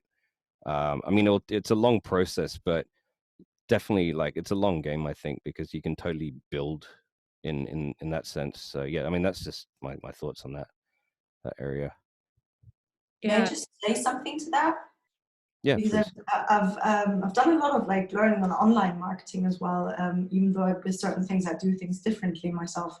But like what I always found useful is to have my website as like the base. No matter what happens with any other services, they have their terms and conditions, and if they change them, that might be bad for you. Like for example, with Facebook pages happened a couple of years ago, where suddenly you basically get a lot of less views unless you start like paying for ads or like, you know, more viewers. So it's always good to have like your own website as the base where you pull everything back together in the end, because that is like this is what you can control. So if, for example, if you've been streaming on one service and then they do something that makes it very difficult or not you know, efficient enough anymore, you can just kind of go and do it somewhere else, because the base is always back to your website. Absolutely. And also the other thing, using Bitly, for example, I mean, it's super important, I think, because it's so short. Everyone should get like a version of their name with like a modification. So like our company's called Mahai Sounds, so we made it mhs.io, and that makes it really easy to just make these short links that you can just like pump into chats and so on. And you can actually sign up for, you know, what's it called, a non-enterprise version with your own short names, and it's free, providing you don't blast out 5,000 links a year. It's quite hard to do that, but it's also quite easy. So yeah, it's just like, you know, adding on to what Madeline said, like any of these platforms can definitely change. Like, absolutely right. And also, if you're going to host on your website and make that the center base, having your SEO like top game, and then making sure that everything is definitely like getting searchable in that sense. So I don't think they all tie together. Being able to search and just find that on the website, and then having that tinge, like it's stuck in your mind, being able to look it up, or maybe it pops up because you searched. The social media platform has your cookies or whatever it is, and it will pop up. It's more likely to. So they definitely all play a important role. Yeah, so what I'm doing is I have a bit.ly link that goes to my site.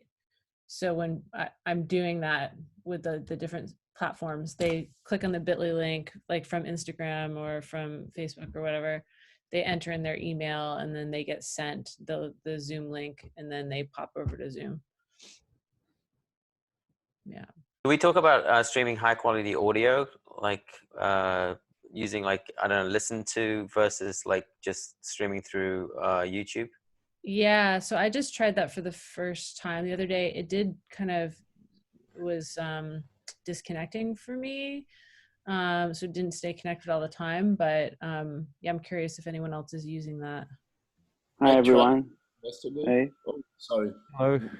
It's okay.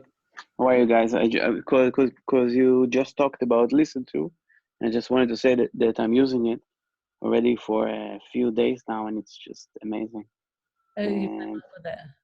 the only problem was I think it was yesterday that the server was down. I think it's because I just shared it with our group, and everyone was streaming it, or it was shared in other groups, and it was just dead for 2-3 hours and such. And I just wrote the guys, just said we're gonna add some servers, and it's going to be good. It's actually guys from Waves that run it, and it's like a sidekick that they do, and they're kind of overwhelmed from the So use it has of to run through their server before it reaches the end user. Is that how it works? I mean, I obviously you're giving guess, a link, right? yeah, I get, but Oh, it just sounds amazing. I mean, yeah. it's the best sounding platform that I found, and because the problem with YouTube, it's really great for picture, and it's also good for sound, but the latency is Yeah, latency is horrible. 7 it's seconds, 8 enormous. seconds, Yeah, like, it's ugh.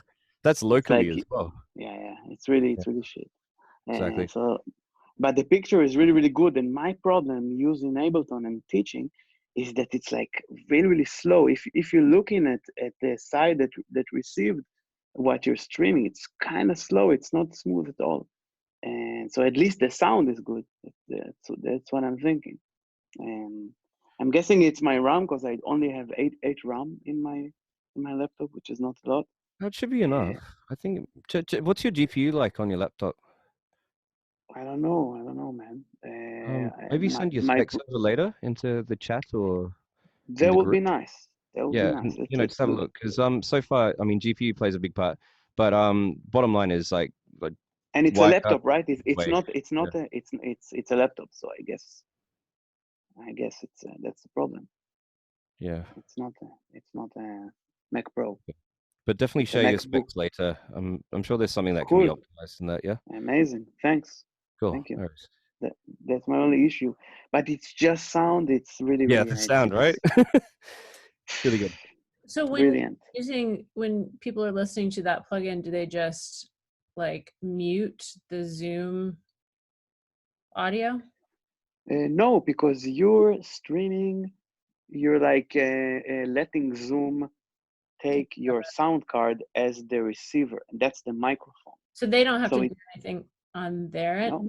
No. They do have to click on the link and say start streaming. No, they need actually to open Chrome in the same time that they see you in Zoom.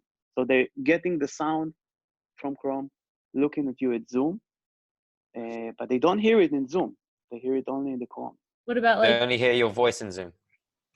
right? Only Yeah. for the voice in You Zoom. just Okay. have to So make you sure they need to mute can't yourself. compute the audio or something. I think that's the only thing. Maybe. Exactly. So you need to mute yourself in Zoom, and that's all. But the only problem is when you're muting yourself in Zoom and you hear everything in the headphones, and you hear like Ableton, everything is running and it sounds like, but you don't hear the people talking to you because you're in the headphones, and that's like an issue I need to solve somehow. So I'm Yeah, I just trying, that. Yeah. and I that's not was so. yesterday testing this, and we didn't have many problems. We just used the headphone, and we could talk and stream the audio for our students without any issue. But could you hear them? Could you hear them talking to you while you're in Ableton? Yes, I could through the Zoom, through Zoom. Okay, but then they can hear themselves if No, you can hear them. I was using a headphone, so that kind of solved all the problems because there was no feedback between my sound and like when their sound comes in or whatever. In my room, there was no sound, just on my headphones. Yeah. And I could talk through Zoom, hear them through Zoom, and still stream the audio through the plugin. My problem with Zoom, and this is why I'm using Hangouts, is that Zoom is not closing your camera when you're sharing screen. Because when I'm teaching, I'm all the time doing share screen, so they have to look at my computer. They don't need to see me when I'm doing it. But when I'm sharing screen and my camera is working, I'm getting very laggy sound on my audio, which is not so much fun. So in Hangouts, it just shuts automatically the camera when you're sharing screen, and this saves a lot of power. Can you turn your camera off in Zoom while you're screen sharing? No, you can't.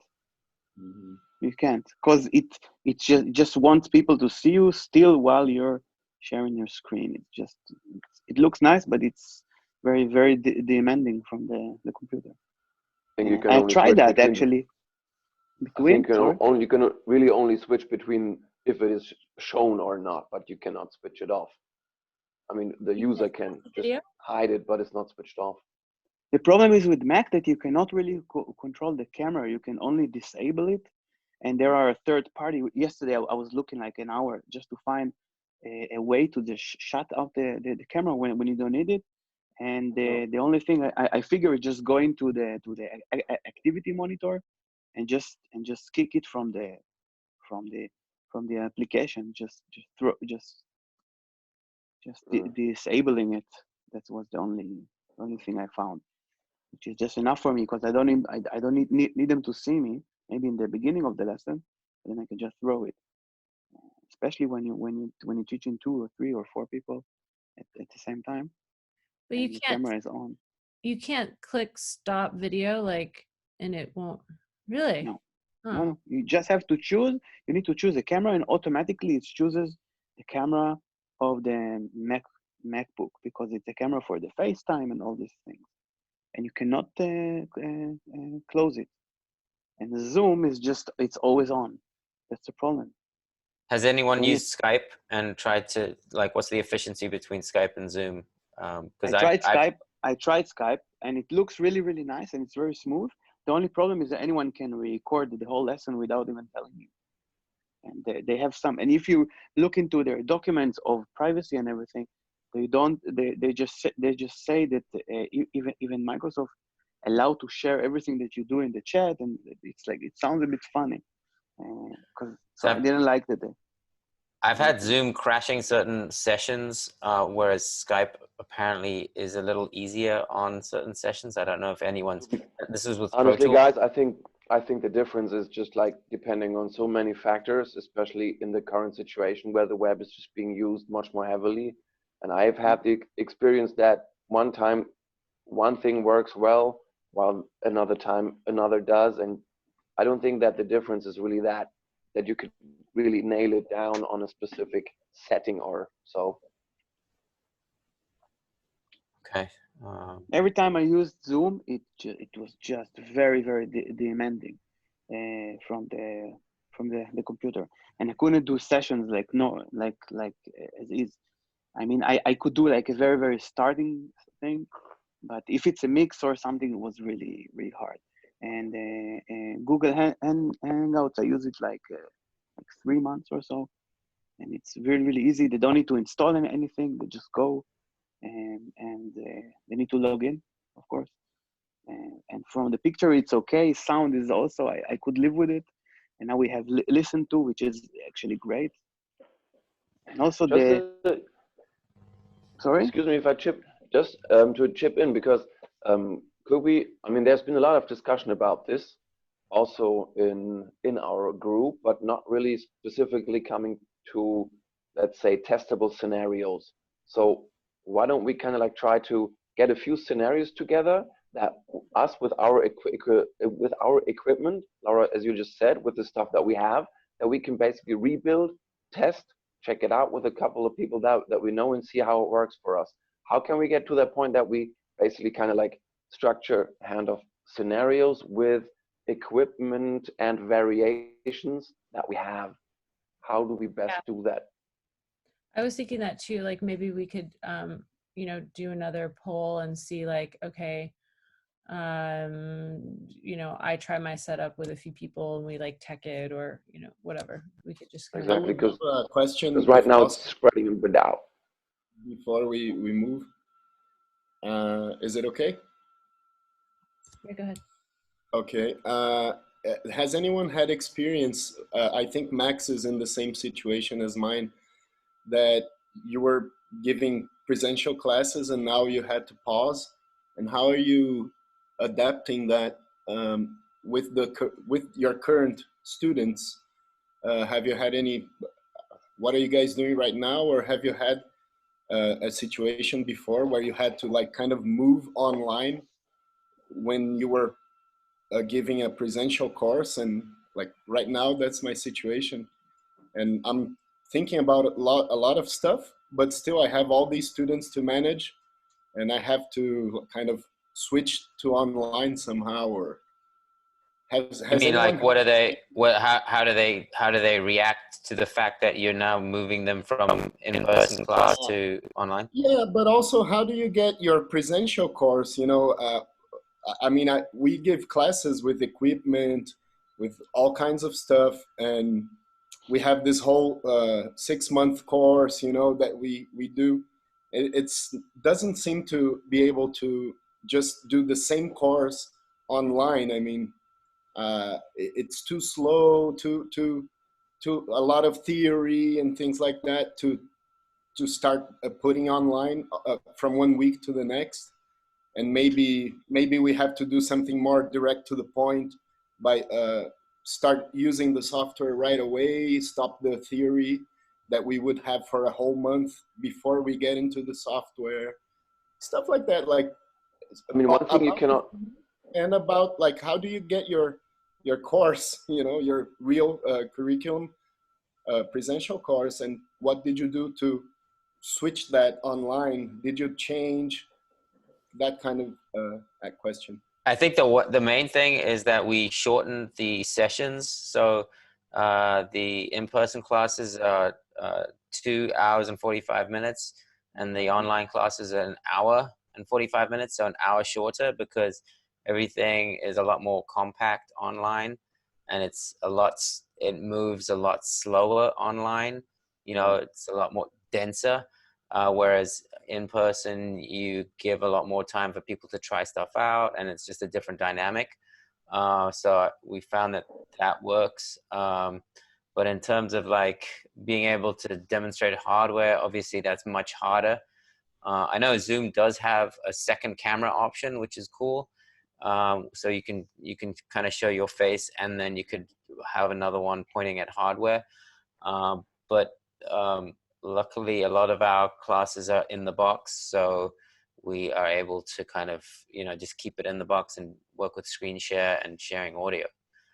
But I think pacing is everything, and just your teachers adapting to an online situation versus an in-person situation. To that end, I wanted to bring up a topic and abstract and just feel out what the group thinks. Do you think that in this type of scenario, the ratio of teacher or instructor to student needs to be increased? I feel like online requires a little bit more of a personal approach when you're actually teaching something. but that's just my experience and my point of view. I'd love to hear what others think.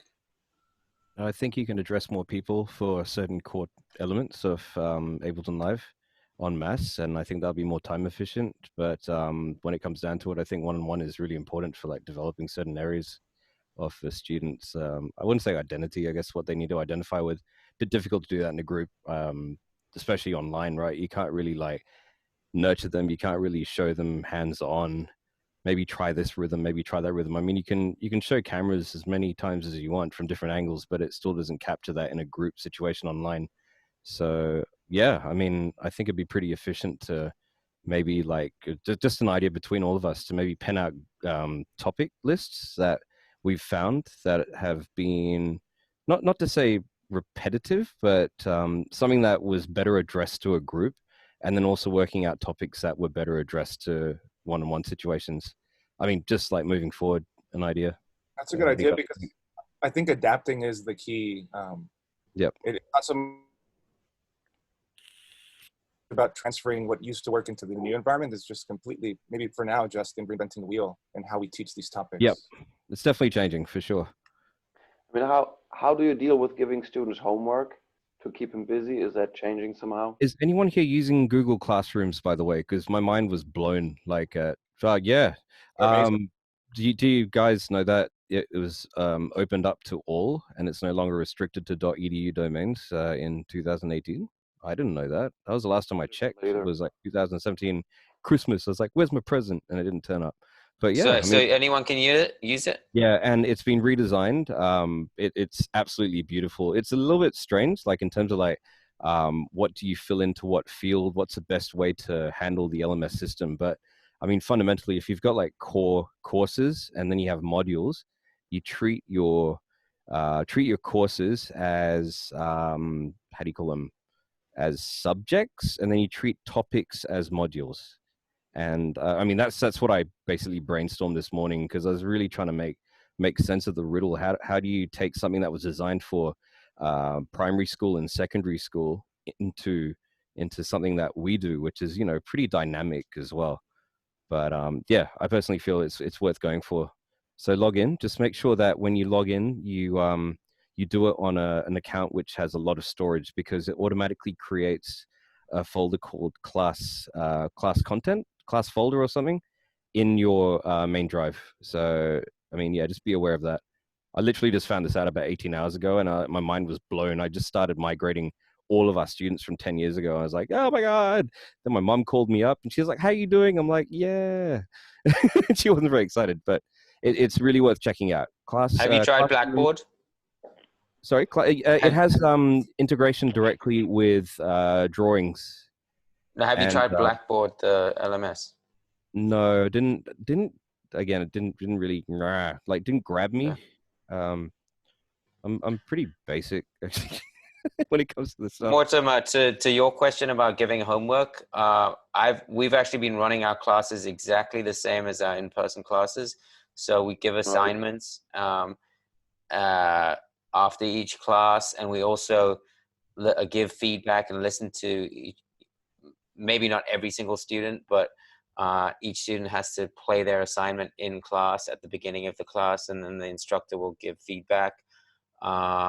And so we pretty much run it the same as an in-person class, and it's been working for us. The reason is that, you know, when we're doing real-time instruction online without pre-recorded video, that's possible.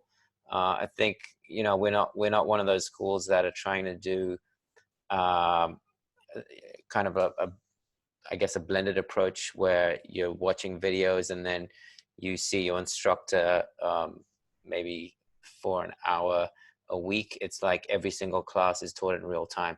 So it's very close to the actual thing. Like intimate, yeah. And it's working. So, you know, students take some time adapting to the new technology and the new kind of pace, but it's working.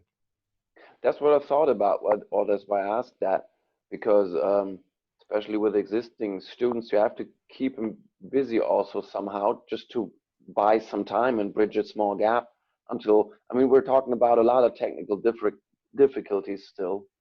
So we need to bridge that time also, not to lose people, right? You mean during the So class or after the class? I mean, from the general concept of teaching online, until we have the setups running smoothly and working well for everybody, one way of at least keeping students who already were in your school, keeping them is thinking about how can we specifically work with assignments as challenges to basically keep them interested and busy and proactive in the process. That was just a brainstorming shizzle so that I throw into the group, nothing more.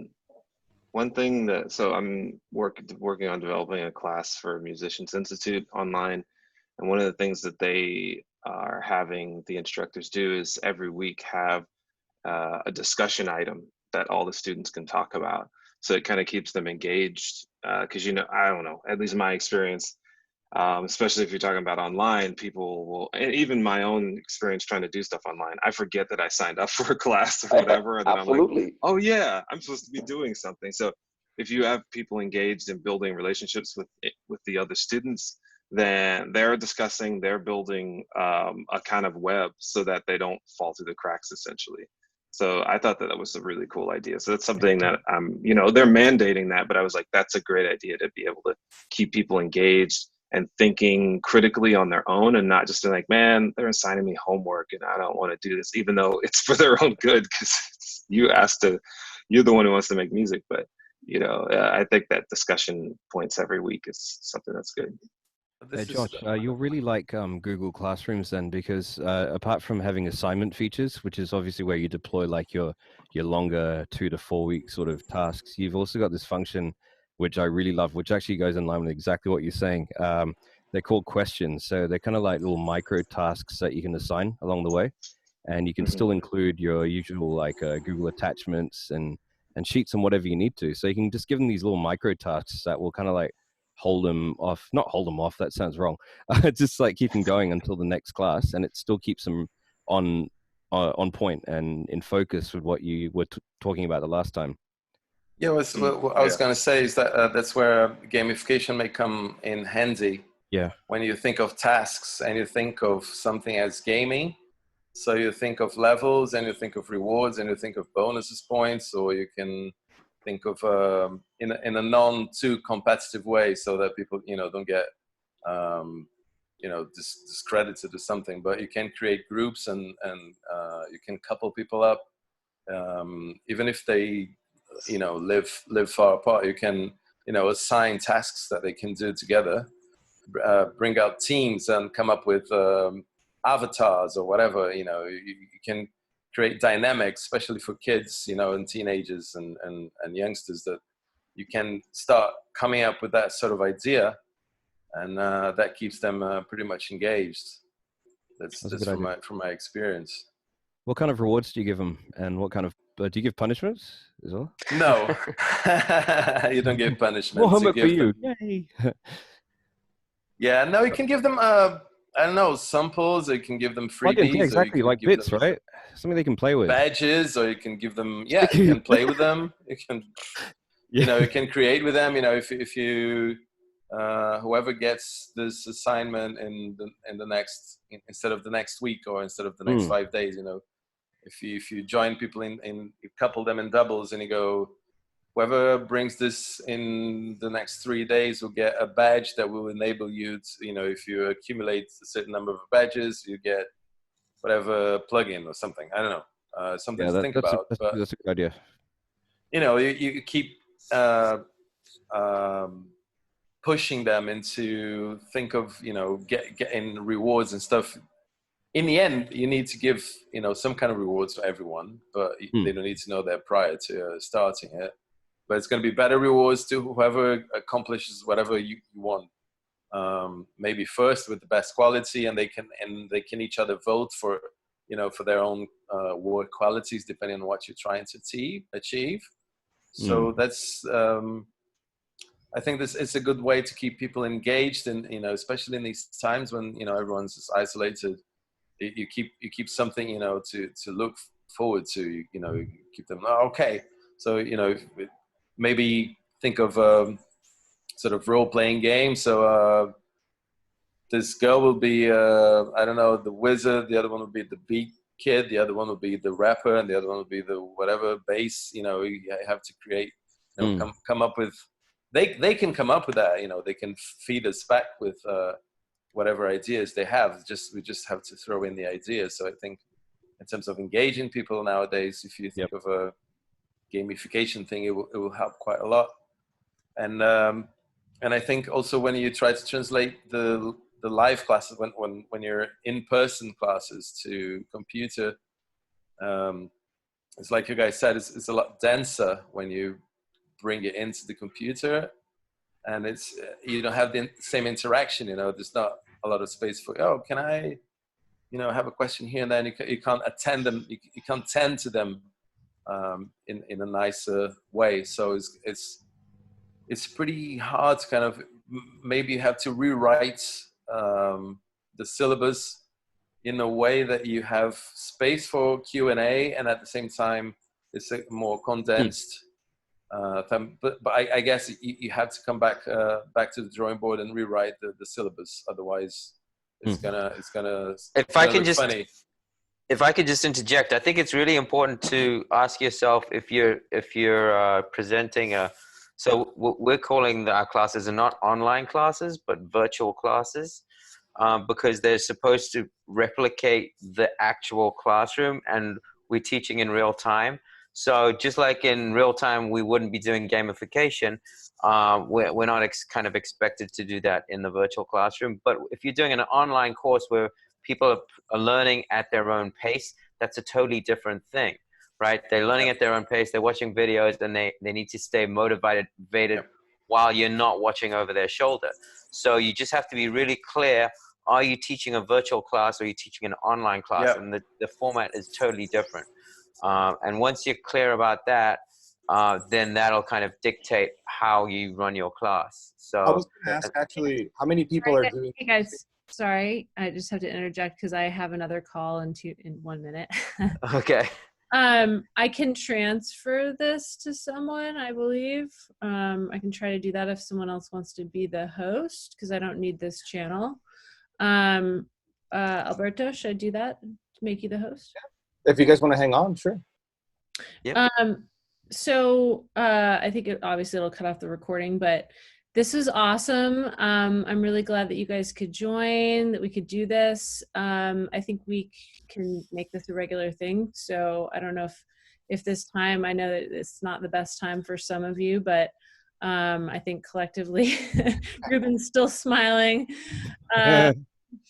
But anyway, I'll send you guys the link to the recording. It's awesome to see all of your faces, to meet some of you new, and to see a lot of my friends that I haven't seen in a while on here. And yeah, let's just keep helping each other, and we'll be in touch in the group. And thank you guys so much. Thanks, Laura. Thank you, Laura, for organizing this. All right, take care. Bye.